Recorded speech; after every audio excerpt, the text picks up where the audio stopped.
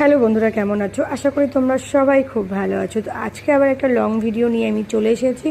তো লং ভিডিওতে সেরকম কোনো ভিউজ হয় না, তবে হচ্ছে অল্প অল্প করে হচ্ছে।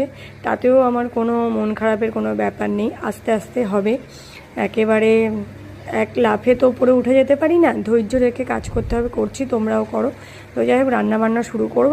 কি করব না করব এখনও ভাবনা চিন্তা করে উঠতে পারিনি। তবে ফ্রিজে এই পেঁপে ছিল, এই হাফটা বেগুন ছিল, এখানে বাঁধাকপি রয়েছে, ফুলকপি রয়েছে। কি করব এখনও ভাবনা চিন্তা করে উঠতে পারছি না। তবে বাঁধাকপির একটা তরকারি করব এখন, বেশি না, শীতকালে একটু বাঁধাকপির তরকারি করলে মিষ্টি মিষ্টি করে সেটা রুটি দিয়ে বা পরোটা দিয়ে খেতে খুব ভালো লাগে। যাই হোক, সেটা যে করবো। আর ফুলকপিটা কি করব না করব চলো তোমাদেরকে দেখাই। আপাতত রান্নাটা তো বসাই, চলো দেখাই। এই দেখো, এখানে প্রেশার কুকারেতে ভাত বসিয়ে দিয়েছি, ভাতটা সবে একটু ফুট নিচ্ছে। আর এদিকে আমি দেখো কড়াই তেল দিইনি এখনও, কড়াটা গরম হচ্ছে। তার মধ্যে এখানে দেখো ছোট ছোট এগুলো কি মাছ, পার্শে মাছ। এগুলো নুন হলুদ ভালো করে আমি মাখিয়ে নিয়েছি। পার্শে মাছগুলো না ভেজে এখন আমি করে নেব কি বলো তো। এখন করব একটু টমেটো, কাঁচা লঙ্কা, নুন হলুদ দিয়ে একটু হালকা করে পাতলা করে ঝোল করবো, মানে মাখো মাখো করে। চলো তোমাদেরকে দেখাবো, রান্নাটা হোক।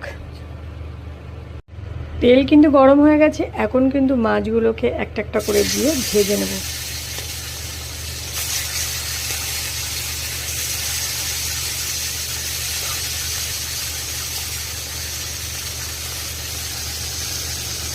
চারটে মাছ আমি একসঙ্গে দিয়ে দিলাম, কেননা চারটে মাছ আর দুটো দুটো করে ভেজে লাভ নেই, একসঙ্গেই ভাজা হয়ে যাবে। তাহলে ভাজাটা হোক। মাছ ভাজা হয়ে গেছে, আমি ওপর থেকে একটু কালো জিরে দিয়ে দিলাম। এখন অন্য কোনো আর ফোড়ন আমি দেবো না, মাছ ভাজাটা তুলবো না, আমি মাছের মধ্যেই এখন দিয়ে দেবো এই দেখো টমেটো বাটা। এই টমেটো বাটাটা আমার পুরোটাই লাগবে না, আমি কিছুটা দেব। কিছুটা দিয়ে একটু নাড়াচাড়া করে নিয়ে আমি এখন ওই যে দিয়ে দেবো। এখানে দেখো এই যে এটা হলো হলুদ গুঁড়ো, লঙ্কার গুঁড়ো আর নুন একসঙ্গে আমি নিয়ে একটু জলে ভিজিয়ে রেখেছিলাম, তো এখন একটু দিয়ে দিলাম। তো আলাদা করে আমি মশলা কষাবো না, এটা আস্তে আস্তে করে এই করে হয়ে যাবে, হোক আস্তে আস্তে।